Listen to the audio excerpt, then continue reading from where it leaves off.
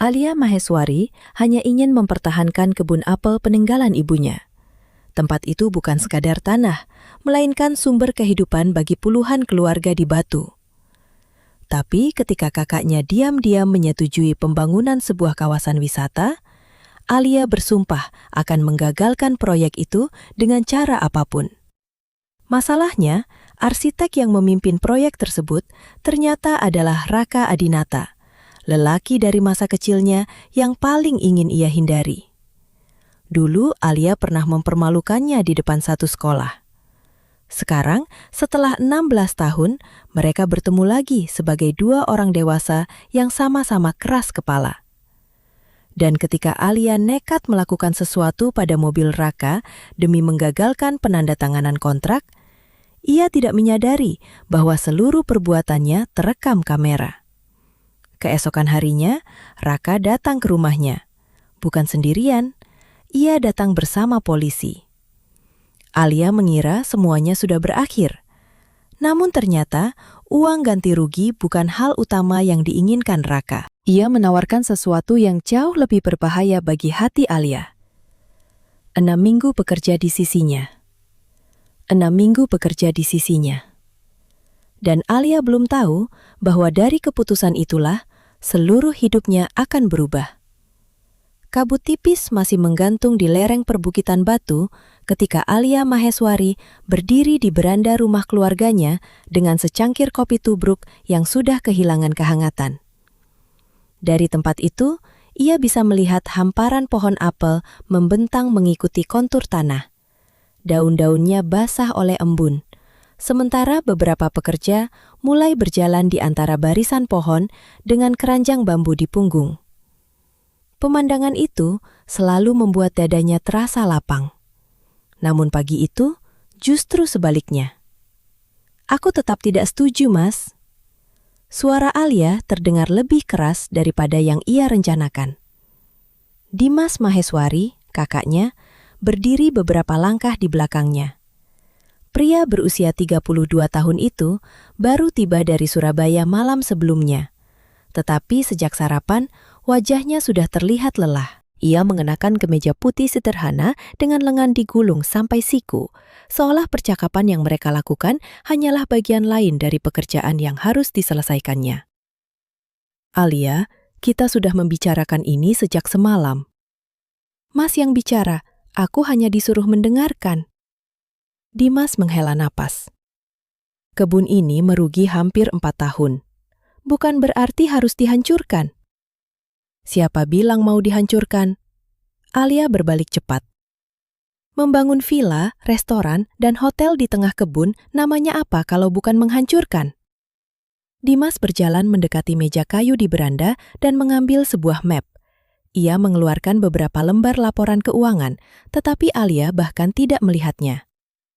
Biaya pupuk naik, upah harus tetap dibayar, banyak pohon sudah tua dan hasil panennya menurun. Harga apel lokal juga tidak selalu bagus.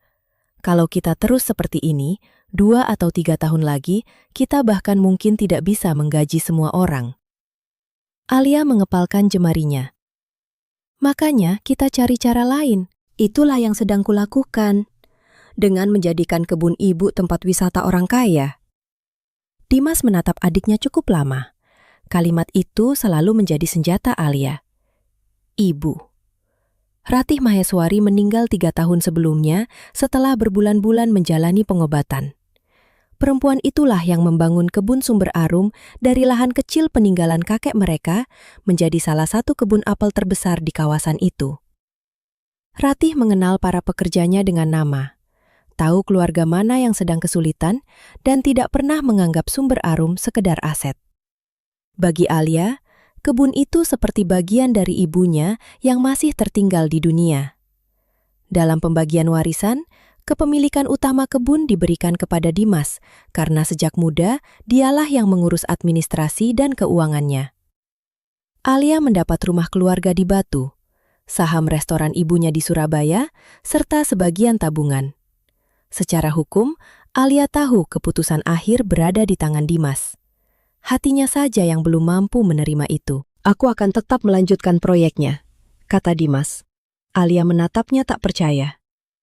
Mas, tim arsitek akan datang melakukan survei. Kapan?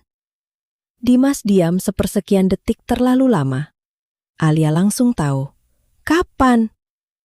Besok pagi. Mas Dimas! Suara Alia membuat 2 burung kecil terbang dari pohon jambu di halaman.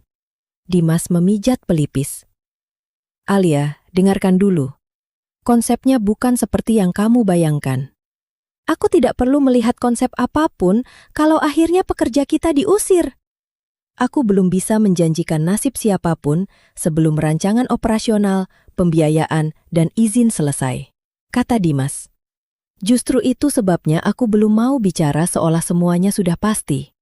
Bagi Alia, jawaban itu terdengar seperti cara halus untuk mengatakan sebagian pekerja mungkin akan tersingkir.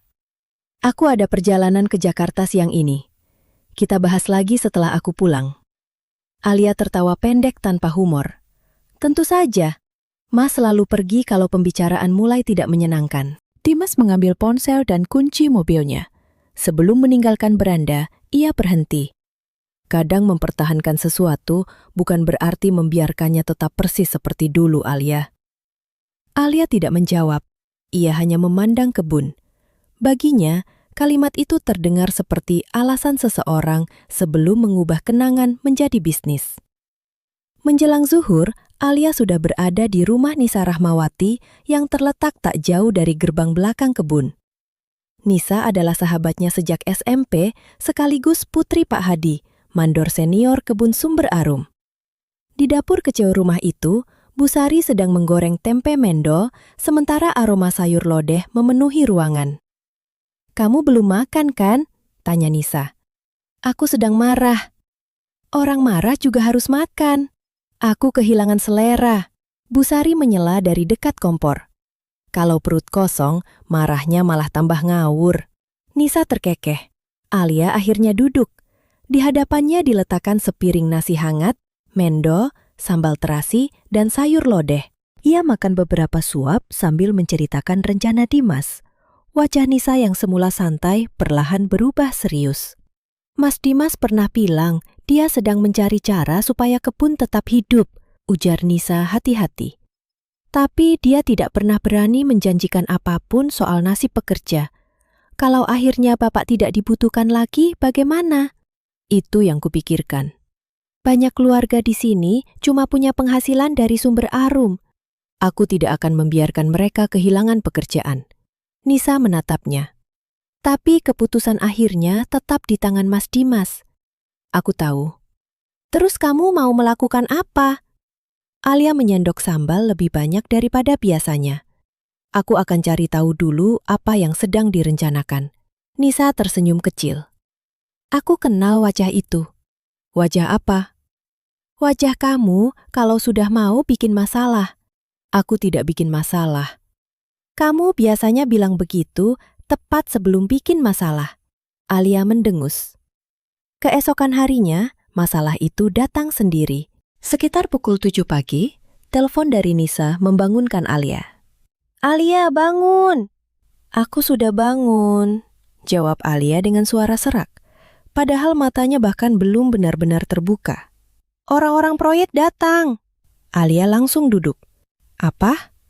Ada 5 atau 6 orang di kebun. Bawa alat ukur, ada drone juga. Kantuknya lenyap seketika. Siapa yang mengizinkan masuk? Mereka punya surat dari Mas Dimas. Alia sudah turun dari tempat tidur sebelum telepon ditutup. Ia tidak sempat mandi dengan benar. Hanya mencuci wajah, mengikat rambut asal-asalan, mengenakan celana panjang, kaos putih, dan jaket tipis. 15 menit kemudian, mobil jeep tua peninggalan ibunya melaju melewati jalan menurun menuju kebun. Dari jauh, Alia sudah melihat sebuah drone melayang di atas pohon-pohon apel.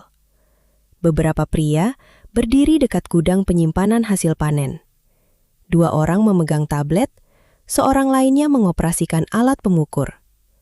Pak Hadi terlihat mengawasi dengan wajah cemas. Alia menghentikan mobil cukup keras hingga kerikil memercik.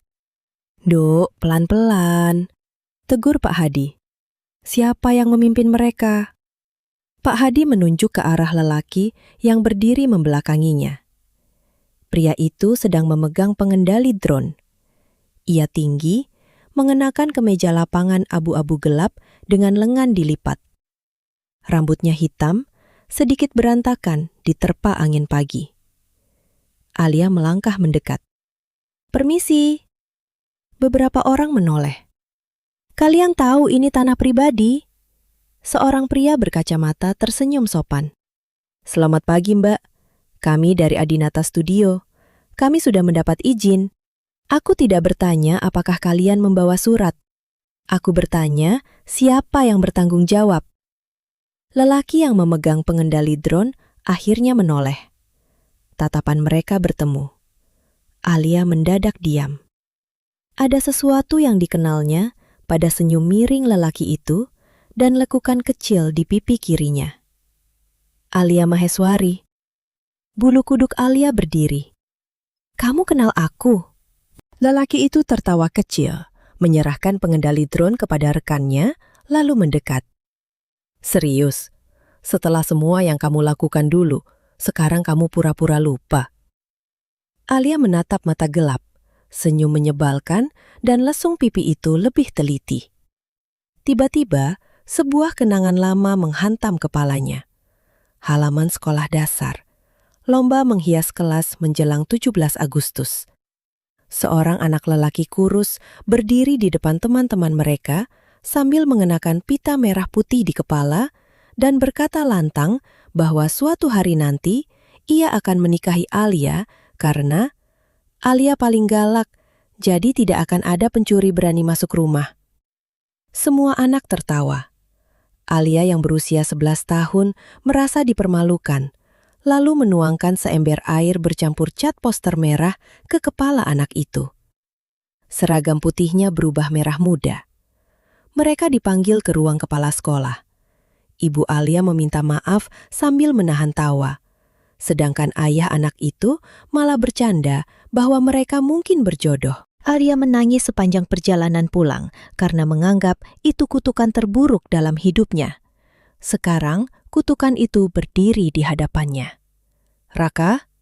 Lelaki itu mengangkat kedua alis. Akhirnya ingat.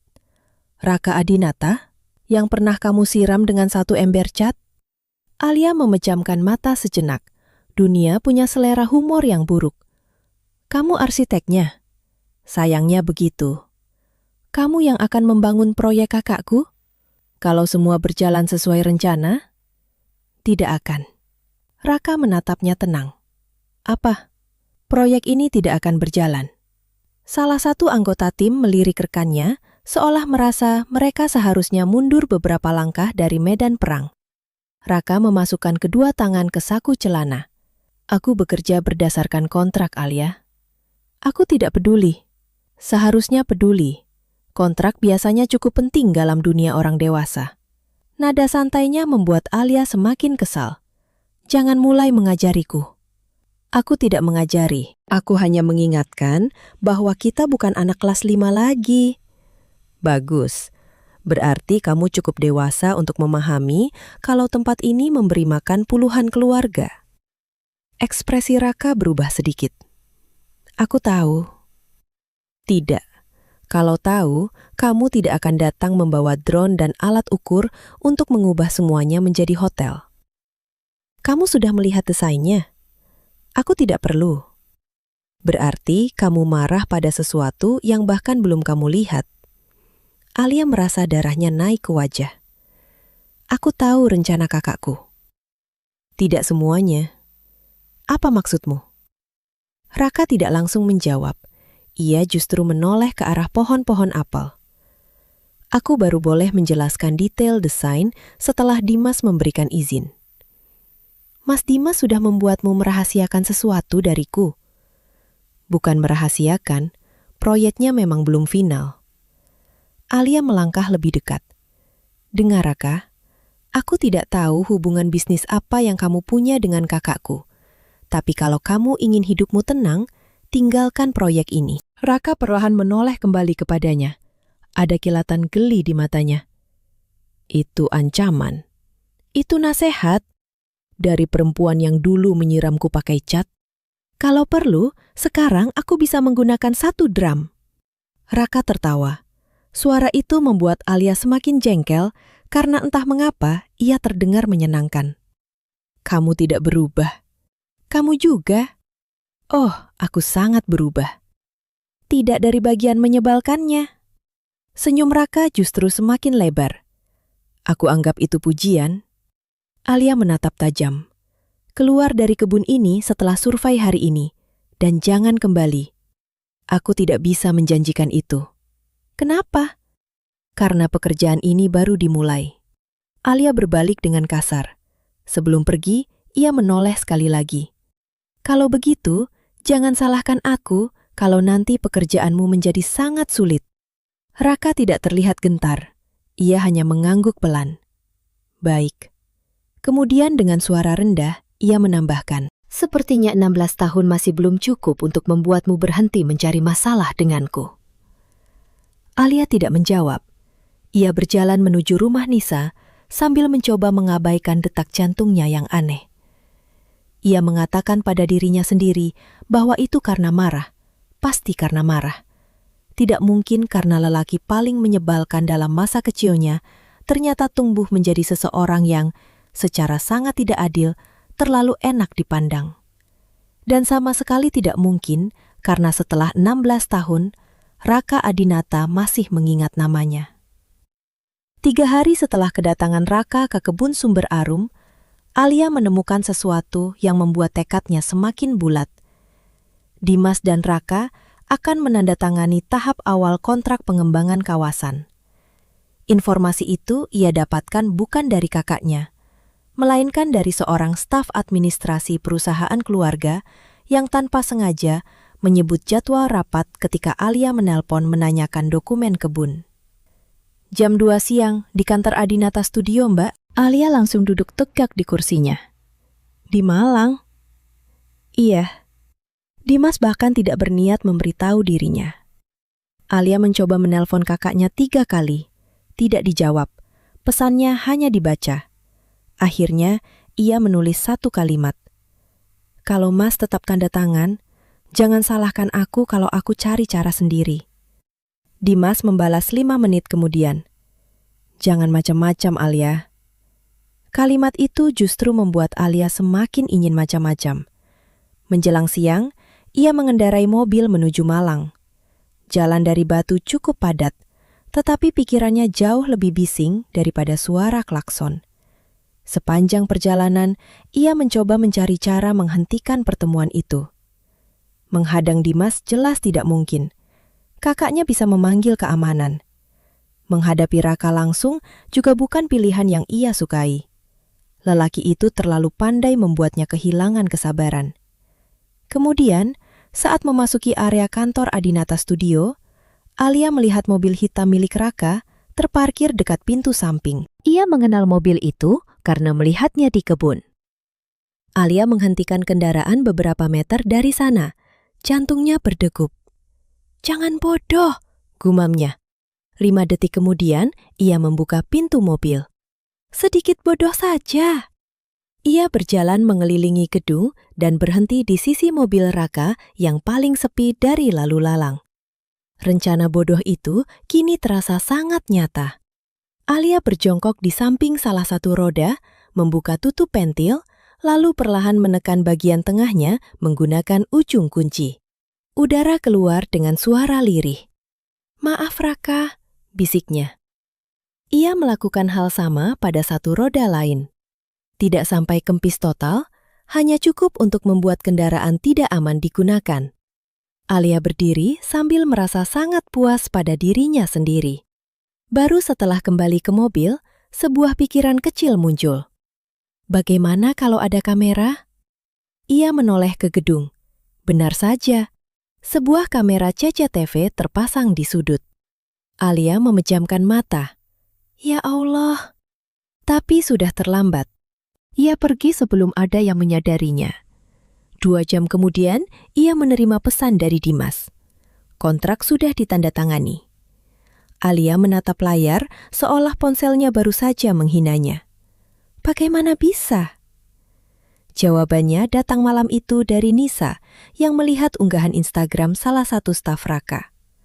Raka rupanya berangkat ke tempat pertemuan menggunakan motor milik salah satu arsitek junior. Alia membanting bantal ke sofa. Kenapa aku tidak memikirkan motor? Nisa tertawa lewat sambungan video. Karena kamu sedang emosional. Aku kelihatan bodoh sekali. Sedikit. Terima kasih. Sedikit banyak. Nisa. Keesokan paginya, Alia mendapat jawaban yang lebih buruk. Seorang petugas keamanan kompleks rumah keluarganya menelpon dari pos depan. Mbak Alia, ada tamu. Siapa? Pak Raka Adinata. Alia langsung duduk. Bilang aku tidak ada. Beliau datang bersama petugas kepolisian. Alia membeku. 10 menit kemudian, ia turun ke ruang tamu. Raka berdiri dekat jendela dengan kemeja biru tua dan celana bahan. Di sampingnya ada seorang petugas polisi serta seorang pria yang memperkenalkan diri sebagai penasihat hukum perusahaan. Raka tidak tersenyum. Itu justru lebih menakutkan. Pagi, katanya. Alia menyilangkan tangan. Kenapa membawa polisi ke rumahku? Petugas itu menjelaskan dengan nada tenang bahwa pihak perusahaan telah membuat laporan mengenai gangguan terhadap kendaraan. Ia datang bukan untuk langsung menangkap Alia, melainkan untuk meminta klarifikasi awal dan memberi ruang penyelesaian damai, karena Raka sendiri menyatakan bersedia menempuh mediasi. Alia merasa tenggorokannya kering. Raka mengeluarkan ponselnya. Ia menunjukkan rekaman CCTV. Di layar, Alia terlihat sangat jelas. Lebih buruk lagi, wajahnya tampak begitu serius ketika mengempiskan ban sehingga ia sendiri hampir malu melihatnya. Raka mematikan video. Mau bilang itu bukan kamu? Alia mengangkat dagu. Tidak, ekspresi Raka berubah sedikit. Mungkin ia tidak menyangka Alia akan mengaku begitu cepat. Aku yang melakukan. Petugas polisi menatap keduanya. Raka kemudian meminta waktu berbicara secara pribadi sebelum proses dilanjutkan. Setelah petugas dan penasihat hukum menunggu di teras, Alia langsung berbisik tajam. Kamu benar-benar membuat laporan hanya karena 2 ban? Bukan soal besar kecilnya ban, jawab Raka. Kamu sengaja mengganggu kendaraan orang lain demi memengaruhi urusan bisnis. Kalau aku pura-pura tidak terjadi apa-apa, lain kali kamu mungkin melakukan hal yang lebih nekat. Alia menahan malu. Aku bisa mengganti semua biaya pemeriksaan kendaraan dan kerugian karena keterlambatan. Memang itu bagian dari penyelesaiannya, kata Raka. Tapi bukan uang yang paling kubutuhkan darimu. Lalu, Raka menatapnya lama. Untuk pertama kalinya, Alia tidak melihat ejekan di matanya. Kamu ingin menyelamatkan kebun itu? Tentu, kalau begitu, berhenti bertindak berdasarkan dugaan. Alia mengernyit. Apa maksudmu? Aku butuh orang yang mengenal kebun, pekerja, sistem irigasi, tanah, dan sejarah tempat itu. Aku menawarkan kamu menjadi penghubung lokal untuk timku selama 6 minggu. Alia menatapnya seolah Raka baru berbicara bahasa asing. Apa? 6 minggu. Kamu ikut survei, rapat dengan pekerja, diskusi desain, dan kunjungan lapangan. Setelah itu, kalau kamu masih merasa proyek ini menghancurkan sumber arum, kamu boleh menentangnya dengan alasan yang benar. Kamu ingin aku membantu proyek yang kubenci? Aku ingin kamu memahami proyek yang kamu benci. Alia tertawa pendek. Dan kalau aku menolak? Mediasi tetap bisa jalan. Kamu tetap mengganti biaya yang nyata, meminta maaf secara tertulis, dan berjanji tidak mengulangi. 6 minggu itu bukan syarat pencabutan laporan. Jawaban itu justru membuat Alia diam. Raka tidak sedang membeli waktunya dengan ancaman hukum. Ia benar-benar memberinya akses ke proyek yang selama ini ingin ia bongkar dari dalam. Kalau aku ikut, aku boleh melihat prosesnya? Semua yang tidak terikat kerahasiaan klien. Alia menggertakkan gigi, lalu mengulurkan tangan. 6 minggu. Raka menatap tangannya sesaat sebelum menjabat. 6 minggu. 2 hari kemudian, penyelesaian tertulis selesai. Alia membayar pemeriksaan kendaraan dan biaya operasional yang benar-benar timbul. Lalu Raka mencabut laporannya. Secara terpisah, Alia menandatangani kontrak 6 minggu sebagai konsultan lapangan tanpa honor atas pilihannya sendiri. Alia memandangnya. "Kenapa kamu melakukan ini?" Raka bersandar ringan pada meja. "Karena aku lebih membutuhkan pengetahuanmu daripada uangmu." Alia hampir percaya, hampir. Lalu Raka menambahkan, "Dan mungkin sedikit karena aku ingin melihat berapa lama kamu bisa bekerja denganku tanpa menyiramku dengan sesuatu." Alia mendengus. "Jangan terlalu percaya diri." 2 hari kemudian, mereka menandatangani kesepakatan mediasi. 6 minggu. Alia menganggapnya sebagai kesempatan menyusup ke dalam proyek. Ia akan melihat setiap detail, menemukan kelemahannya, kemudian menghentikannya dari dalam. Begitulah rencananya. Pada hari pertama, Raka menyuruhnya berkumpul bersama tim pukul 7 pagi di kebun. Alia datang pukul 7:10. Raka melihat jam tangan. Telat. 10 menit. 10 menit tetap telat. Ini kebun keluargaku. Kamu konsultan lapanganku selama 6 minggu. Alia menyipitkan mata. Kamu menikmati ini ya? Sedikit. Hari itu, mereka berjalan hampir 4 kilometer di antara pohon apel. Raka mengajukan pertanyaan yang awalnya dianggap Alia tidak penting. Berapa umur pohon tertua? Dari mana sumber air? Bagian kebun mana yang paling rawan longsor? Di mana pekerja biasanya berkumpul saat istirahat? Berapa banyak keluarga yang bergantung sepenuhnya pada kebun? Alia mulai menjawab dengan serius. Mereka berhenti di dekat saluran air batu yang dibangun kakeknya. "Ini jangan disentuh," kata Alia. Raka berjongkok memeriksa struktur. "Kenapa?" "Dibangun Mbah Kakung. Ibu selalu mempertahankannya." Raka mencatat sesuatu di tabletnya. Alia curiga. "Kamu mau membongkarnya?" "Tidak." "Lalu kenapa dicatat?" "Supaya masuk area konservasi." Alia terdiam. Raka bangkit. "Tidak semua yang ada di sini akan dibuang." Mereka melanjutkan perjalanan. Menjelang siang, para pekerja berkumpul di bawah pendopo kecil. Bu Sari membawa termos teh panas dan beberapa bungkus nasi pecel. Raka duduk bersama para pekerja tanpa ragu. Pak Hadi yang awalnya menjaga jarak, mulai menjelaskan masalah kebun. Harga hasil panen, biaya pupuk, pohon-pohon yang harus diremajakan, serta anak-anak muda yang semakin enggan bekerja sebagai petani. Raka mendengarkan lebih banyak daripada berbicara. Alia mengamatinya dari ujung meja. Ia mengira seorang arsitek dari kota akan melihat pekerja sebagai angka. Tetapi Raka bahkan bertanya kepada Pak Hadi, apakah penginapan yang direncanakan sebaiknya mempekerjakan keluarga pekerja atau membentuk koperasi terpisah? "Koperasi?" tanya Pak Hadi.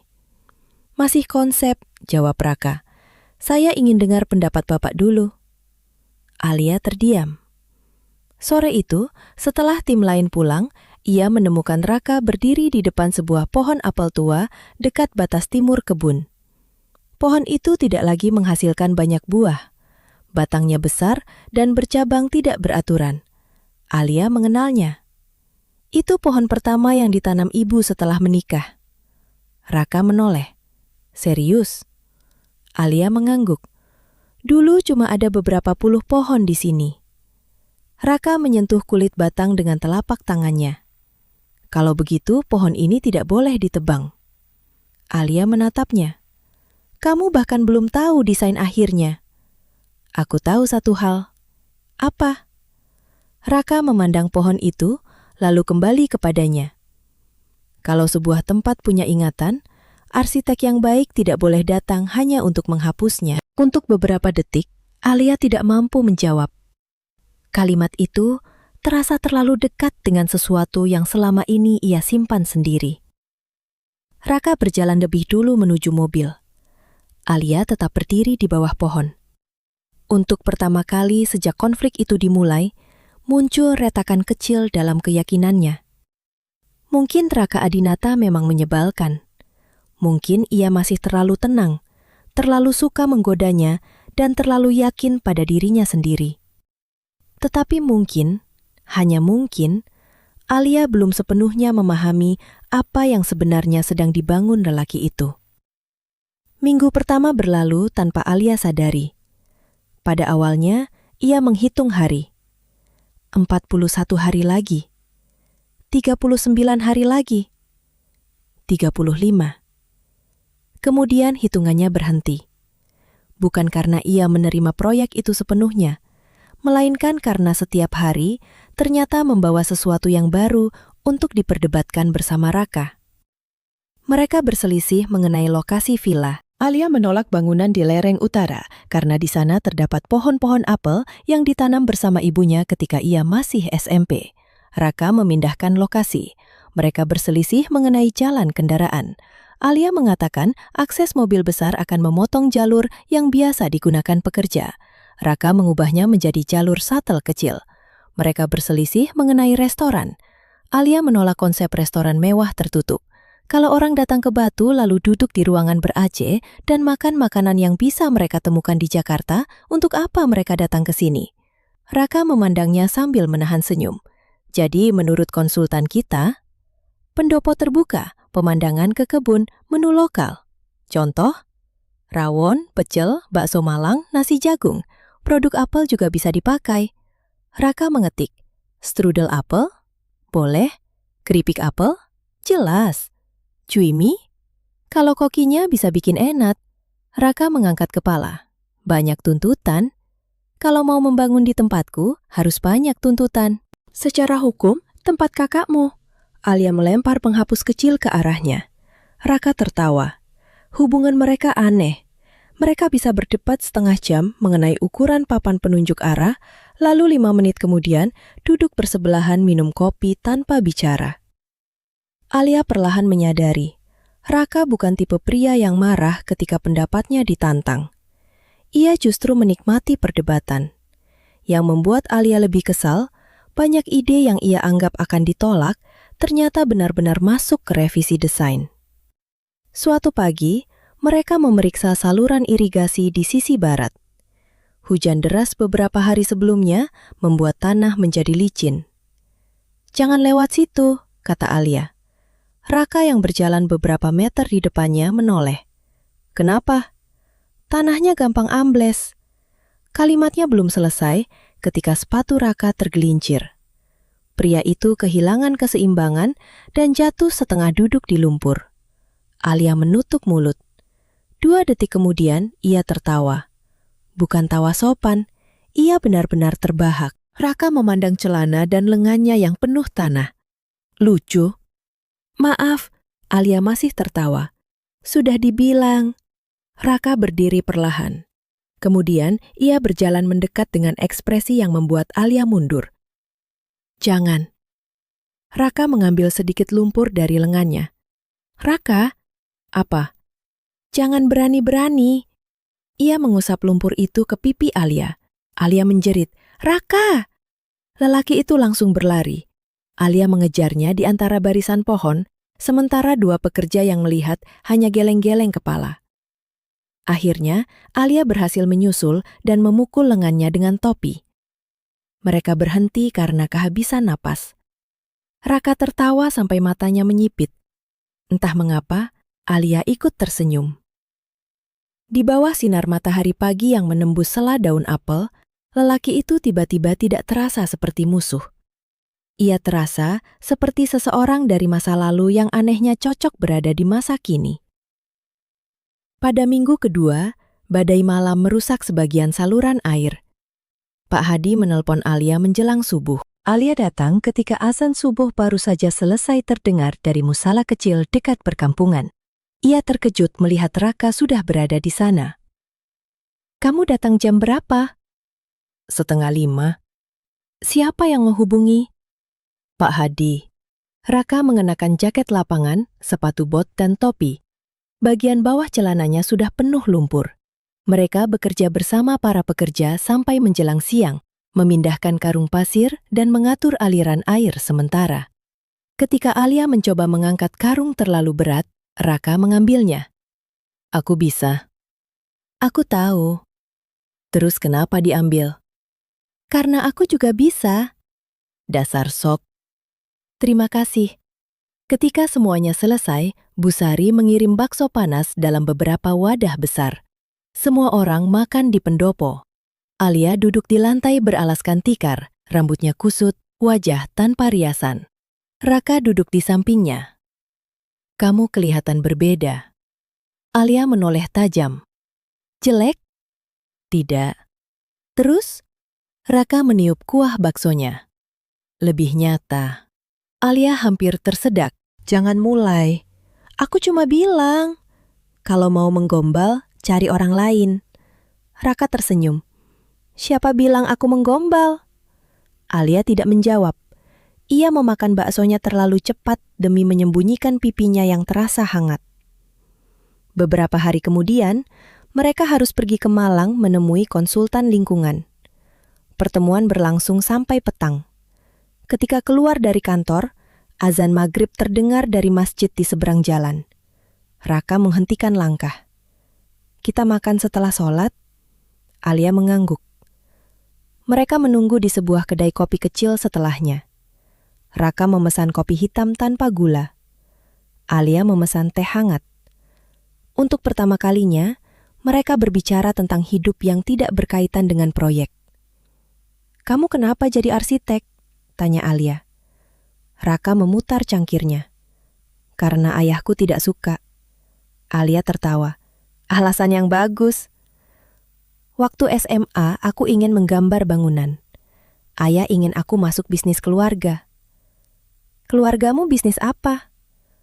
Properti dan rumah sakit swasta. Alia menatapnya. Jadi kamu sebenarnya anak orang kaya yang membangkang. Kurang lebih. Pantas menyebalkan.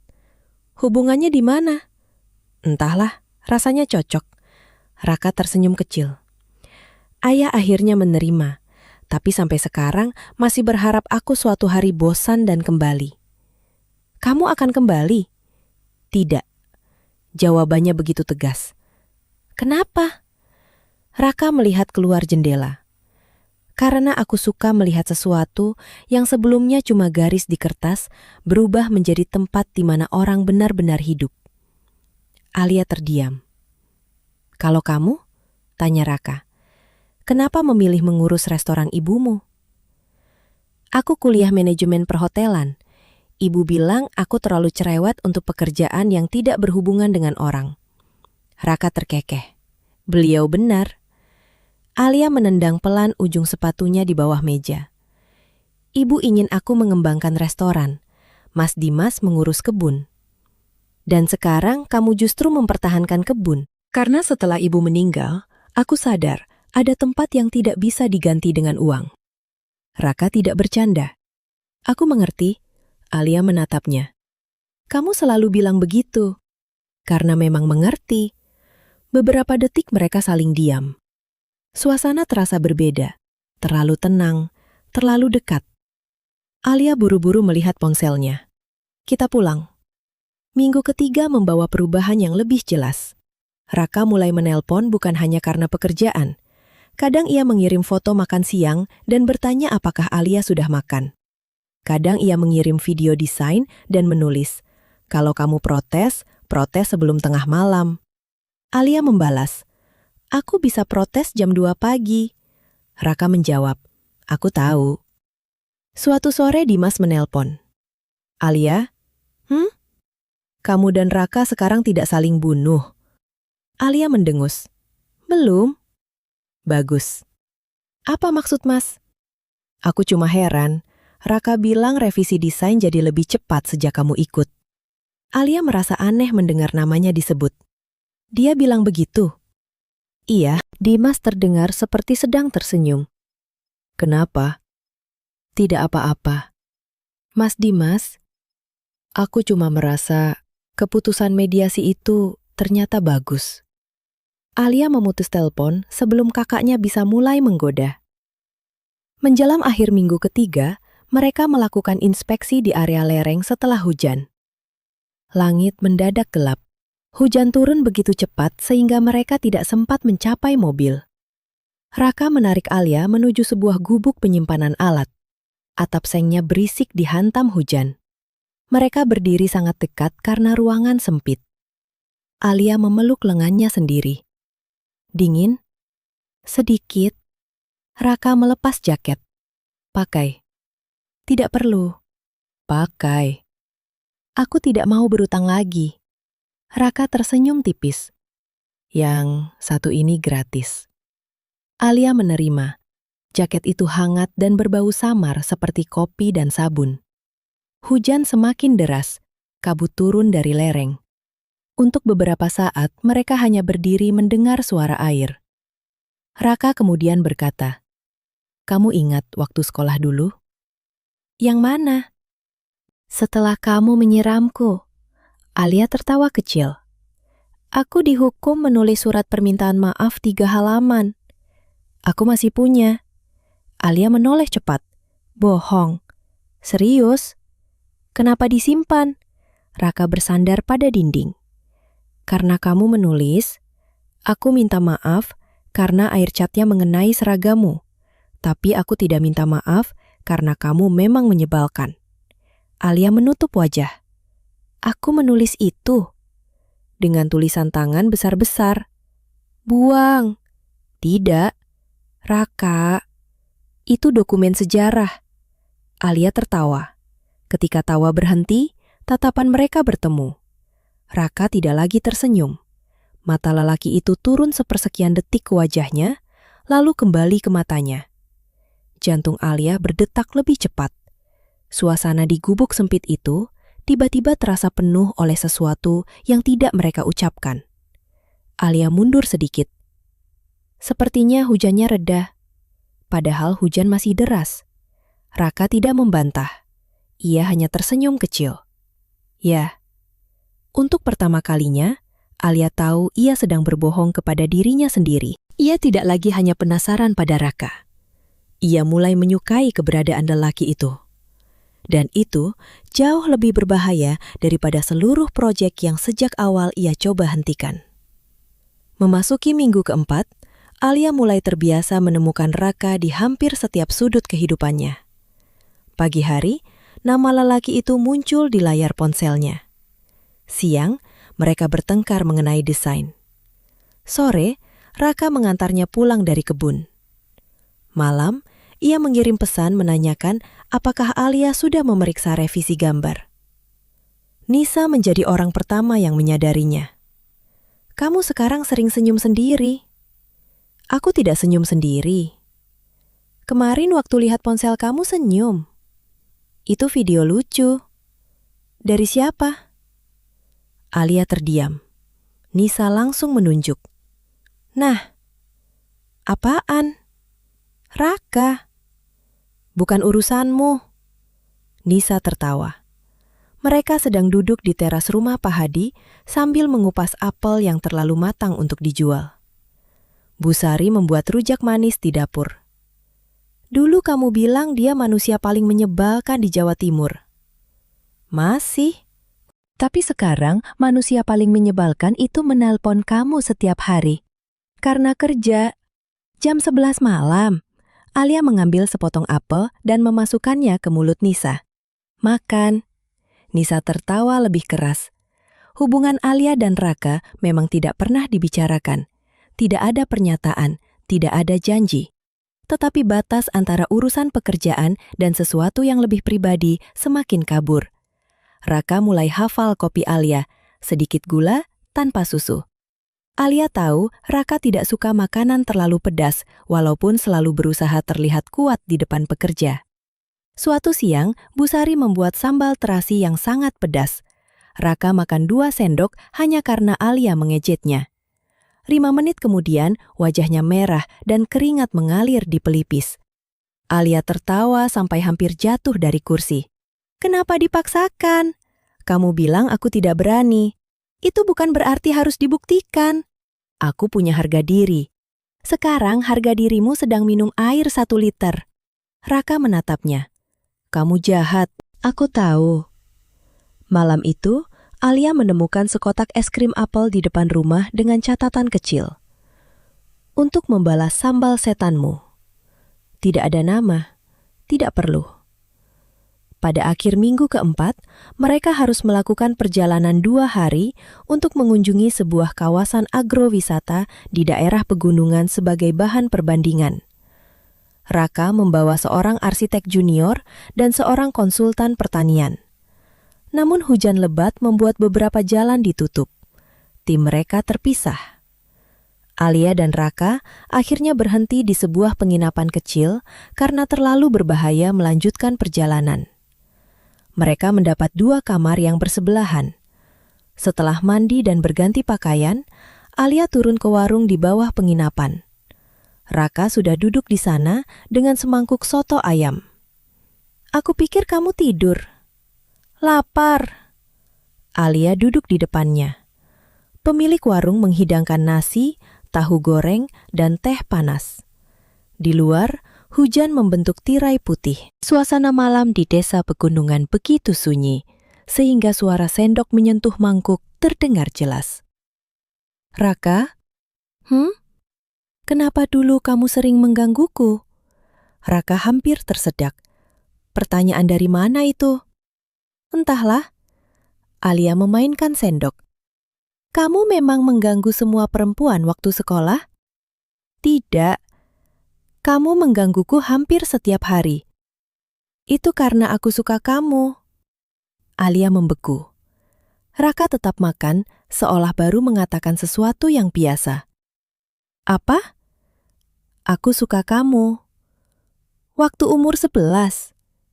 "Iya." "Anak umur 11 tahu apa soal suka?" "Aku tahu, aku selalu mencari kamu di lapangan sekolah." Alia terdiam. Raka melanjutkan dengan santai. "Aku tahu kalau kamu tidak masuk, sekolah terasa membosankan. Kamu kemudian mengumumkan mau menikah denganku di depan satu kelas. Strategiku memang buruk. Sangat buruk. Aku masih kecil. Dan bodoh. Itu juga." Alia menahan senyum. "Terus setelah aku siram cat?" Raka tertawa. "Aku makin suka." "Kamu punya masalah?" "Mungkin." Hening sebentar. Alia menatap hujan. "Sekarang?" Raka tidak menjawab langsung. Ia meletakkan sendok. Tatapan mereka bertemu. "Sekarang aku belum yakin harus menjawab apa." Alia merasakan dadanya berdetak. "Kenapa?" "Karena kalau aku jawab jujur, mungkin kamu akan kabur. Aku tidak suka orang terlalu percaya diri." "Aku tahu." "Jadi?" Raka tersenyum. "Biarkan aku cari tahu dulu." Alia berpura-pura kesal, tetapi malam itu ia sulit tidur. Bukan karena hujan, bukan karena kamar asing, melainkan karena satu kalimat Raka terus berputar di kepalanya. "Sekarang aku belum yakin harus menjawab apa." Keesokan harinya perjalanan dilanjutkan. Mereka mengunjungi kebun edukasi, pasar produk lokal, penginapan kayu, dan pusat pelatihan petani. Di salah satu desa, seorang ibu anggota kelompok tani menunjukkan bagaimana apel yang bentuknya kurang sempurna tetap bisa diolah menjadi sari buah dan selai. Di tempat lain, pemuda desa mengelola tur kebun pada akhir pekan tanpa meninggalkan pekerjaan utama mereka sebagai petani. Sebagian keuntungan masuk ke kas kelompok untuk membeli pupuk dan memperbaiki jalan produksi. Alia banyak bertanya, bukan lagi untuk mencari kesalahan, melainkan karena benar-benar ingin tahu. Saat makan siang di sebuah warung sederhana, ia bahkan membuka buku catatan sendiri. Kalau pekerja sumber arem punya koperasi seperti ini, mereka bisa punya penghasilan tambahan tanpa kehilangan kebun, katanya. Raka menatapnya sambil tersenyum. Akhirnya ada satu kalimat tentang proyek yang tidak diawali kata tidak. Alia menyipitkan mata. "Jangan merusak momen." "Baik, Bu Konsultan." Mereka tertawa lalu kembali membahas hal-hal kecil yang ternyata sangat penting. Siapa yang memegang saham koperasi, bagaimana memastikan harga produk petani tidak ditekan, sampai cara menghindari wisatawan menginjak area produksi. Di musala kecil dekat pasar, mereka berhenti untuk sholat sebelum melanjutkan perjalanan. Setelah itu, Alia membeli 2 bungkus ketan bubuk dan teh panas dari penjual di pinggir jalan. Ia menyerahkan satu kepada Raka tanpa berkata apa-apa. Raka menerimanya dengan wajah heran. Gratis? Jangan GR, aku cuma tidak mau kamu masuk angin lalu besok menyalahkanku. Perhatian sekali. Raka. Iya. Alia mulai melihat bahwa konsep agrowisata tidak selalu berarti menghapus kegiatan pertanian. Justru jika dikelola benar, wisata bisa menjadi sumber pendapatan tambahan. Dalam perjalanan pulang, ia bertanya, kalau proyek sumber arum benar-benar seperti ini, berapa banyak kebun yang akan hilang? Raka memegang kemudi. Tidak bisa kujawab sekarang. Kenapa? Karena desain final belum boleh kubuka. Alia mendengus. Aku benci rahasia. Aku tahu. Mas Dimas menyuruhmu? Iya. Kenapa? Dia punya alasan. Apa? Raka meliriknya. Kalau ku bilang, namanya bukan rahasia. Alia menyilangkan tangan. Suatu hari, aku akan menyesal tidak menyiram kamu dengan 2 ember. Raka tertawa. Mereka berhenti makan malam di sebuah warung rawon dekat Malang. Ketika Alia hendak membayar, Raka sudah lebih dulu memberikan uang kepada kasir. Kenapa kamu terus membayar? Karena aku yang mengajak. Aku punya uang. Aku tahu. Terus? Raka menatapnya. Aku senang melakukannya. Jawaban sederhana itu membuat Alia kehilangan kata-kata. Setelah sampai di Batu, Raka tidak langsung pergi. Mereka berdiri di halaman rumah Alia. Lampu teras menerangi sebagian wajahnya. Alia? Kamu kosong Sabtu malam? Alia mencoba terdengar biasa. Kenapa? Makan malam denganku? Kita makan hampir setiap hari. Bukan karena proyek. Jantung Alia melompat. Terus? Date. Raka mengucapkan kata itu begitu tenang. Alia merasa seperti kembali berusia 17 tahun. Ia berusaha mempertahankan wajah datar. Aku pikir-pikir, Raka mengangguk. Oke. Kemudian ia masuk mobil. Sebelum pintu tertutup, Alia berkata, Jam berapa? Raka menoleh. Alia segera menambahkan, Aku cuma bertanya. Senyumnya muncul. Jam 7. Aku belum bilang iya. Baik. Raka menyalakan mesin. Jangan telat. Mobilnya pergi. Alia berdiri di halaman sambil menahan senyum. Dari balik jendela ruang tamu, Bi Imah yang sudah bekerja di rumah itu sejak Alia kecil terlihat menyintip. Ketika Alia masuk, perempuan itu langsung bertanya, Pacar baru, Mbak? Bukan. Calon. Bi Imah tertawa dan kembali ke dapur. Sabtu terasa terlalu lama datang. Sehari sebelumnya, Alia sempat menemui Nisa di kebun. Sahabatnya sedang membantu Bu Sari membungkus pesanan keripik apel untuk acara pengajian warga. Aku mulai berpikir, Mas Dimas mungkin tidak berniat menutup kebun, kata Alia pelan.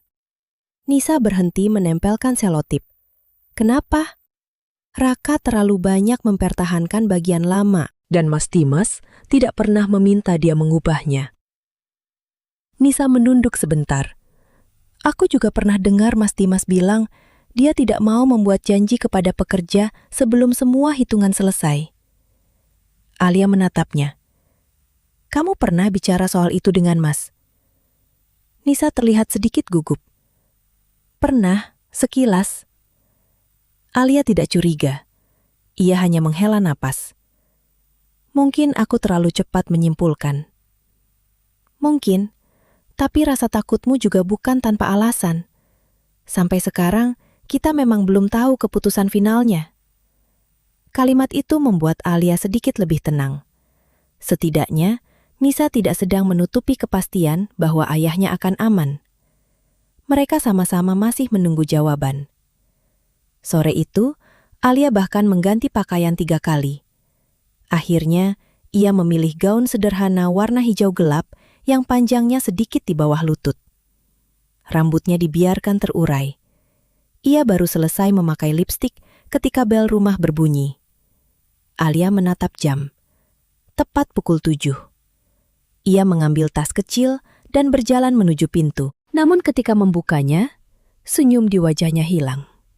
Bukan Raka yang berdiri di sana. Seorang perempuan cantik dengan pakaian rapi dan tas bermerek menatap Alia. Usianya mungkin sekitar 27 atau 28. "Maaf," katanya. "Ini rumah Alia Maheswari?" "Iya." "Saya Salma." Alia menunggu. Perempuan itu menarik napas. "Saya datang karena Raka." Melihat Alia semakin curiga, Salma buru-buru menambahkan. "Saya mendapat alamat ini dari Tante Mira, ibunya Raka. Saya bilang, ada hal yang ingin saya sampaikan terkait Raka dan proyek di Batu. Beliau mengira saya hanya ingin mengantar sesuatu. Raka sendiri tidak tahu saya datang." Jantung Alia langsung berubah berat. "Raka Adinata?" Salma mengangguk. "Saya mantan tunangannya." Alia membeku. Salma kemudian menambahkan kalimat yang membuat malam yang seharusnya menjadi malam paling menyenangkan dalam beberapa minggu terakhir berubah seketika. "Keluarga kami sedang membicarakan pernikahan kami lagi." Alia tidak langsung mempersilahkan Salma masuk. Ia berdiri di ambang pintu sambil mencoba memahami apa yang baru saja didengarnya. "Maksud kamu apa?" Salma terlihat tidak nyaman. "Saya tahu ini aneh. Sangat. Saya tidak datang untuk membuat keributan. Kalau begitu, seharusnya kamu tidak datang tepat sebelum aku pergi dengan Raka." Mata Salma bergerak sebentar ke pakaian Alia. Jelas ia mengerti. "Kalian mau pergi?" Alia mengabaikan pertanyaan itu. "Kamu bilang mantan tunangan?" "Iya." "Kapan?" 2 tahun lalu, kami membatalkan pertunangan." "Kenapa?" Salma ragu. "Masalah keluarga dan banyak hal lain." Alia menahan napas. "Lalu kenapa sekarang kamu bilang akan menikah lagi?" "Orang tua kami ingin hubungan itu diperbaiki. Perusahaan ayah saya dan keluarga Raka punya kerjasama panjang." Alia merasa dingin. Salma membuka ponsel. Ia menunjukkan beberapa percakapan. Ada pesan dari ibunya. Ada nama Ibu Raka. Ada pembicaraan mengenai makan malam keluarga dan kemungkinan pertemuan resmi. Tidak ada satupun pesan langsung dari Raka yang mengatakan ia setuju. Tetapi saat hati sedang takut, manusia sering melihat apa yang paling ia takutkan, bukan apa yang benar-benar ada. "Apa Raka tahu kamu datang ke sini?" tanya Alia. "Tidak." "Jadi kenapa kamu datang?" Salma menatapnya. "Karena beberapa minggu terakhir, dia terus menolak semua pertemuan keluarga." "Lalu?" "Saya ingin tahu alasannya." Tatapan Salma turun sebentar. "Sekarang saya tahu." Alia merasa seperti seseorang baru saja menarik tanah dari bawah kakinya. Belum sempat ia menjawab, sebuah mobil memasuki halaman. Lampunya menyapu dinding rumah. Raka. Alia panik. Ia tidak ingin melihatnya, bukan sekarang. Tanpa berkata banyak, ia berjalan kembali ke dalam dan meminta Salma pergi melalui pintu samping. Salma menatapnya kaget, tetapi menuruti. Beberapa detik kemudian, bel berbunyi. Alia tidak membuka. Ponselnya bergetar. Raka. Ia menolak panggilan. Bel berbunyi lagi. "Alia?" Suara Raka terdengar dari luar. "Aku tahu kamu di dalam." Alia menggigit bibir. Ia membuka pintu dengan kasar. Raka berdiri, membawa buket kecil bunga putih dan kotak kue. Senyumnya menghilang ketika melihat wajah Alia. "Kamu kenapa?" "Tidak jadi." "Apa?" "Date kita." Raka mengernyit. "Kenapa?" "Aku capek." "Kamu sudah berdandan." "Aku bisa berubah pikiran?" Raka menatapnya lama. "Alia, aku bilang aku tidak mau pergi." Nada suaranya lebih tajam. Raka tidak memaksa. Ia meletakkan bunga di meja dekat pintu. Baik. Alia sedikit terkejut. Baik. Aku tidak akan memaksamu. Raka mundur. Tapi kalau ada sesuatu, bilang. Alia ingin bertanya. Tentang Salma, tentang pertunangan, tentang mengapa lelaki itu mengajaknya berkencan kalau keluarganya sedang merencanakan pernikahan dengan orang lain. Namun gengsi dan ketakutan menutup mulutnya. Raka pergi. Pagi berikutnya, Alia berangkat ke kebun sebelum pukul 6. Ia menghabiskan hari menghindari Raka. Ketika tim Raka datang, Alia berpindah ke area lain. Ketika Raka menelpon, ia tidak menjawab. Hari kedua sama. Hari ketiga, Raka akhirnya kehilangan kesabaran. Ia menemukan Alia di gudang penyimpanan. Apa masalahmu? Alia terus memeriksa catatan panen. Tidak ada. Jangan bohong. Aku sibuk. Alia. Raka, aku benar-benar sedang bekerja. Raka mengambil buku dari tangannya dan meletakkannya di meja. Sudah 3 hari kamu menghindar. Alia menatapnya tajam. Kamu tidak punya hak mengatur siapa yang ingin kuhindari. Aku tidak mengatur. Bagus. Aku bertanya. Dan aku tidak wajib menjawab. Raka terdiam. Tatapannya berubah. Oke. Ia mengangguk pelan. Kalau begitu, aku tidak akan memaksa. Ia berjalan keluar. Alia menyesal bahkan sebelum pintu gudang tertutup. Namun ia tetap diam. Malam itu, Nisa datang ke rumah. Begitu mendengar cerita Salma, Nisa langsung bertanya, "Kamu sudah tanya Raka?" "Belum." "Kenapa?" "Aku tidak mau terlihat bodoh." Nisa menatapnya tak percaya. "Kamu pernah mengempiskan ban mobil orang di depan CCTV. Standar terlihat bodoh kita sudah cukup longgar." Alia menatap tajam. "Aku serius." "Aku juga." Nisa duduk di sampingnya.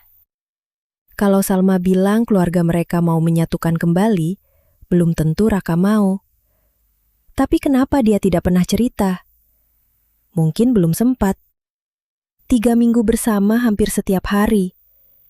Kalian belum pacaran. Kalimat itu menyakitkan karena benar. Alia menunduk. Nisa melembut. "Kamu suka dia?" Alia tidak menjawab. "Alia." Air mata memenuhi matanya tanpa izin.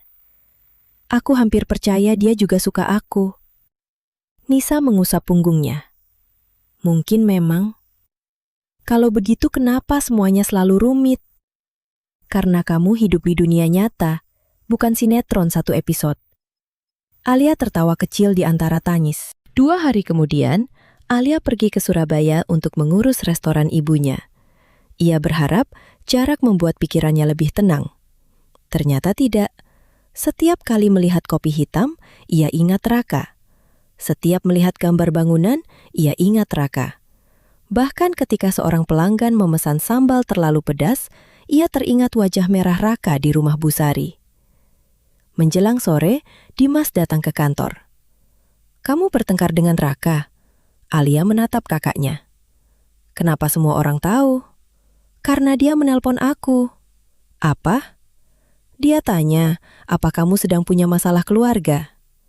Alia merasa dadanya menghangat sekaligus sakit. "Mas tidak cerita apa-apa." "Aku bilang tanya sendiri." "Bagus." Dimas duduk. "Kamu suka dia?" "Mas."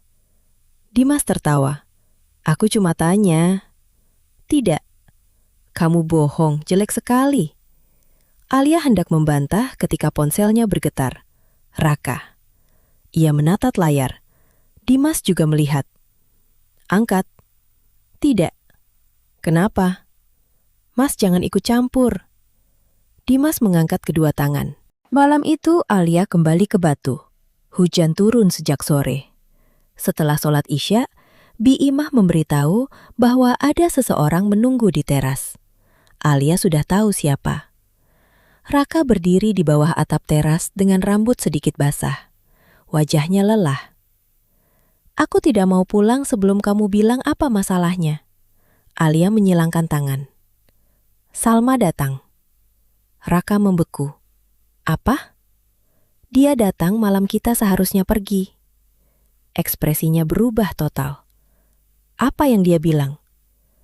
Bahwa kalian pernah bertunangan. Itu benar? Dan keluarga kalian sedang merencanakan pernikahan lagi. Itu tidak benar. Dia menunjukkan pesan. Pesan siapa? Orang tua. Raka memejamkan mata dan mengembuskan napas. Astaga. Alia tertawa pahit. Jadi keluargamu memang membicarakannya. Orang tuaku membicarakan, aku tidak. Apa bedanya? Besar. Raka melangkah mendekat tetapi berhenti ketika Alia mundur. Pertunanganku dengan Salma selesai 2 tahun lalu. Kenapa? Karena kami tidak saling mencintai. Lalu keluarga kalian? Masih berpikir kami pasangan yang cocok. Dan kamu? Aku sudah menolak. Kenapa kamu tidak pernah cerita? Raka menatapnya. Karena aku tidak berpikir masa lalu itu penting, sampai kamu dan aku benar-benar tahu hubungan kita mau dibawa kemana. Alia tercekat. Raka melanjutkan. Dan sebelum Sabtu malam, aku memang belum pernah mengajakmu berkencan secara resmi. Jadi aku cuma salah paham. Sebagian,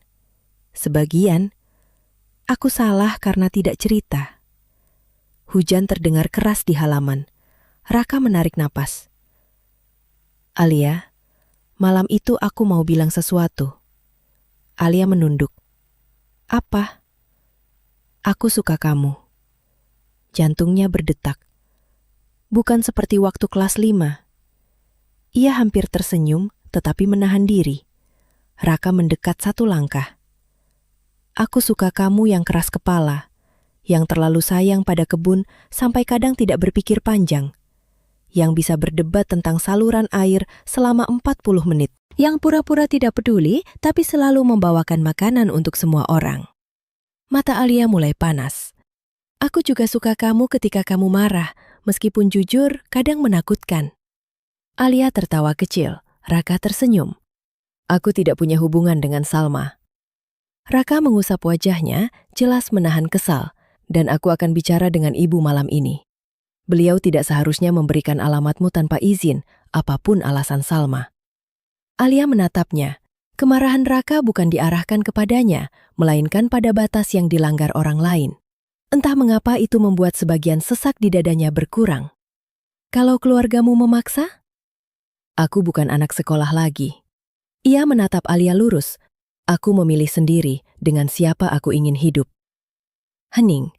Alia akhirnya berkata, aku belum bisa langsung percaya. Aku tahu. Tapi aku juga tidak mau terus menghindar. Itu sudah cukup. Raka tidak mencoba memeluknya, tidak mencoba menyentuhnya. Justru sikap itu membuat Alia semakin percaya. Mereka akhirnya duduk di kursi teras. Bi Imah mengirim 2 cangkir teh jahe tanpa banyak bertanya. Hujan menipis menjadi gerimis, dan untuk pertama kalinya sejak Salma datang, Alia membiarkan Raka menjelaskan semuanya dari awal. Pertunangan yang dulu lebih banyak didorong keluarga, perbedaan mereka mengenai masa depan, dan keputusan Raka untuk mengakhirinya sebelum hubungan itu berubah menjadi pernikahan yang hanya dipertahankan demi nama baik. Aku tidak membenci Salma, kata Raka. Dia bukan orang jahat, tapi kami membuat satu sama lain lelah. Dan keluargamu masih berharap? Karena di atas kertas, kami terlihat cocok.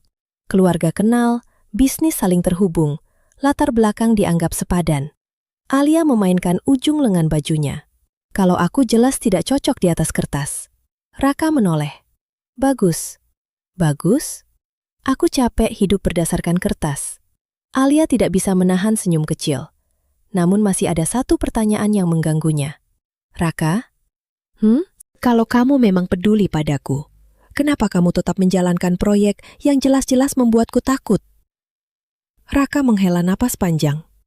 Karena kamu belum melihat keseluruhan proyek. Selalu jawaban itu. Besok. Apa? Datang ke kantor kebun jam 9. Kenapa? Aku akan menunjukkan sesuatu. Mas Dimas mengizinkan. Raka tersenyum samar. Sudah waktunya. Pukul 9 kurang 5 menit keesokan harinya, Alia sudah berada di kantor kecil Kebun Sumber Arum. Dimas ada di sana. Nisa juga. Pak Hadi duduk di sisi meja. Raka berdiri di depan layar besar. Alia berhenti di ambang pintu.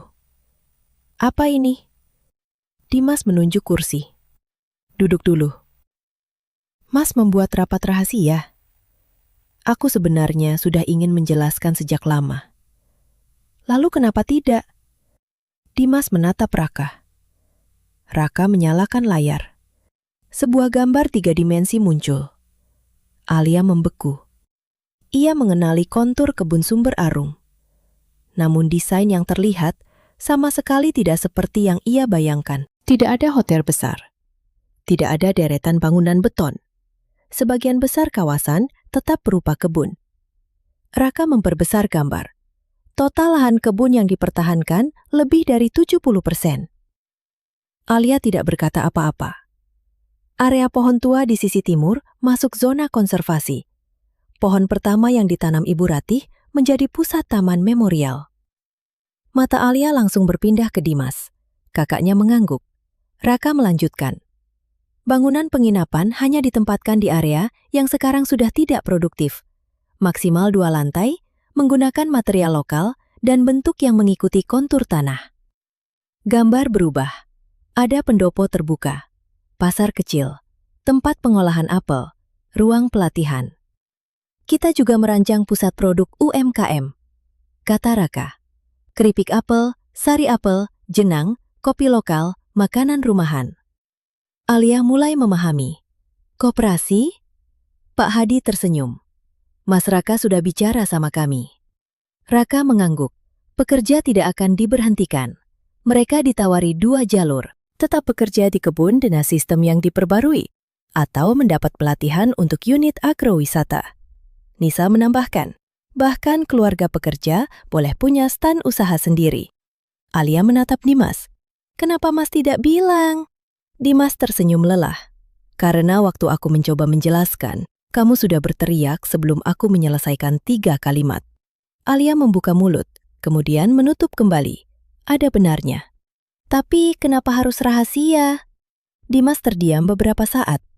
Karena waktu itu pembiayaan belum disetujui. Izin pemanfaatan lahannya masih dikaji, dan model koperasi pekerja baru berupa rancangan. Kalau aku bilang semua pekerja pasti aman, lalu salah satu unsur itu gagal, aku justru memberi harapan palsu. Ia menatap Alia dengan serius. Aku memilih terlihat kejam di matamu, daripada berjanji kepada puluhan keluarga tentang sesuatu yang belum bisa kujamin. Raka mengganti slide.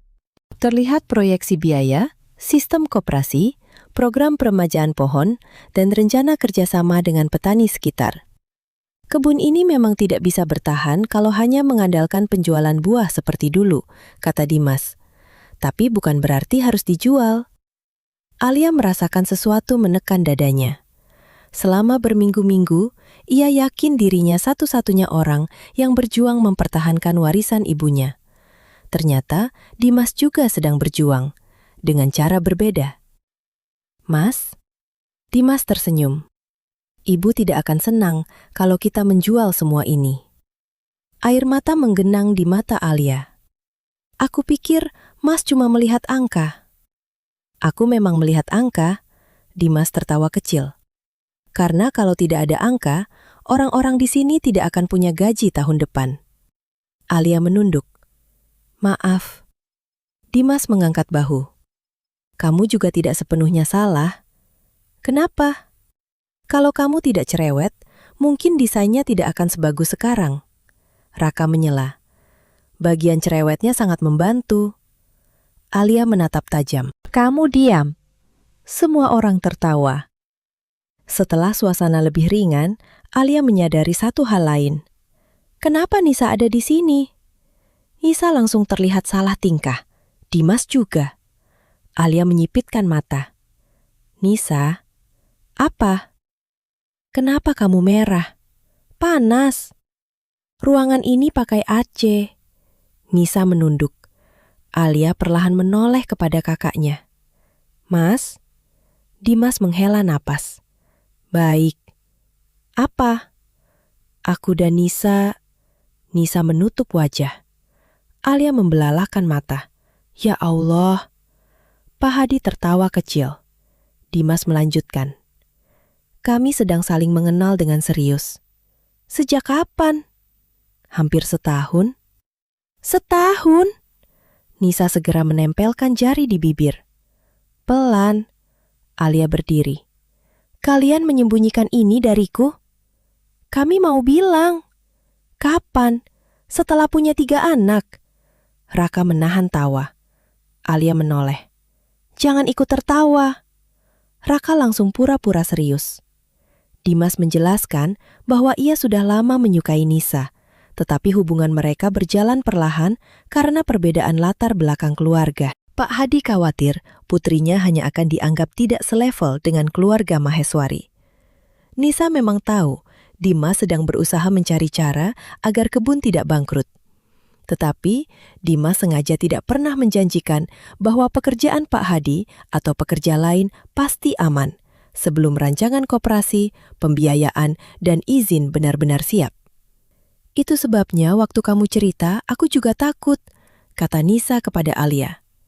Aku tahu niat Mas Dimas bukan menjual semuanya, tapi aku tidak tahu hasil akhirnya akan seperti ini. Dimas mengangguk. Bukan karena aku membangun ini untuk Nisa saja, tapi dia membuatku semakin sadar bahwa keputusan bisnis juga menyangkut hidup banyak keluarga. Nisa tersenyum malu. Alia menatap sahabatnya. Kamu benar-benar keterlaluan. Maaf. Semua cerita kamu dengarkan tiap malam dan kamu diam. Aku terjepit. Alia akhirnya memeluknya. Kalau Mas Dimas membuatmu menangis, bilang aku. Dimas mengeluh. Aku kakakmu. Justru karena itu aku tahu sifatmu. Tawa kembali memenuhi ruangan. Ketika yang lain mulai keluar, Raka memanggil Alia. Ada satu hal lagi. Ia menyerahkan sebuah map tipis. Alia membukanya dan menemukan salinan kontrak konsultasi mereka. Hari ini hari ke-42, kata Raka. 6 minggu selesai. Alia menatap tanggalnya. Ia bahkan lupa menghitung. Jadi aku bebas. Sejak hari ini, kamu tidak punya kewajiban apapun kepadaku atau tim. Raka mengatakan itu tanpa senyum menggoda. Tidak ada syarat tersembunyi, tidak ada alasan untuk menahannya. Kalau kamu mau kembali hanya mengurus restoran, aku akan hormati. Kalau kamu mau tetap mengkritik proyek dari luar, juga boleh. Alia menutup map. Kalau aku mau tetap di sini? Raka menatapnya. Itu harus karena kamu memilih sendiri. Alia memandang layar yang masih menampilkan kebun sumber arum, kemudian ke arah jendela tempat para pekerja sedang beraktivitas. Aku tetap di sini, tapi bukan sebagai orang suruhanmu. Senyum Raka akhirnya muncul. Sebagai apa? Perwakilan keluarga untuk pengembangan kebun, dan orang yang akan memastikan desainmu tidak macam-macam. Berarti hidupku tetap sulit. Sudah terlambat menyesal. Hari itu mengubah hampir seluruh cara Alia melihat beberapa bulan terakhir. Ia tidak lagi berdiri di luar proyek sebagai lawan. Ia masuk sepenuhnya. Bersama Raka, ia mengembangkan konsep restoran terbuka yang memakai bahan dari petani sekitar. Ia membantu membentuk kelompok UMKM. Ia juga mendorong dibuatnya program edukasi bagi anak sekolah mengenai pertanian apel. Hubungannya dengan Raka tumbuh lebih perlahan. Tidak ada lagi permainan saling memancing emosi. Raka mengajaknya makan malam yang tertunda. Kali ini, mereka pergi ke sebuah restoran sederhana di lereng dengan pemandangan lampu kota batu di kejauhan. Alia tertawa ketika melihat pakaian Raka. Kamu pakai batik? Kenapa? Biasanya kemeja hitam terus. Aku sedang berusaha. Lumayan. Cuma lumayan. Jangan besar kepala. Setelah makan, Raka berkata, Alia, sekarang boleh aku jawab pertanyaan waktu di penginapan? Alia mengingatnya. Sekarang aku belum yakin harus menjawab apa. Ia mencoba terlihat santai. Silahkan. Raka menatapnya. Aku jatuh cinta sama kamu. Kata-kata itu sederhana, tidak dramatis. Justru karena itu, Alia mempercayainya. Ia tersenyum. Kasihan. Raka mengernyit. Kenapa?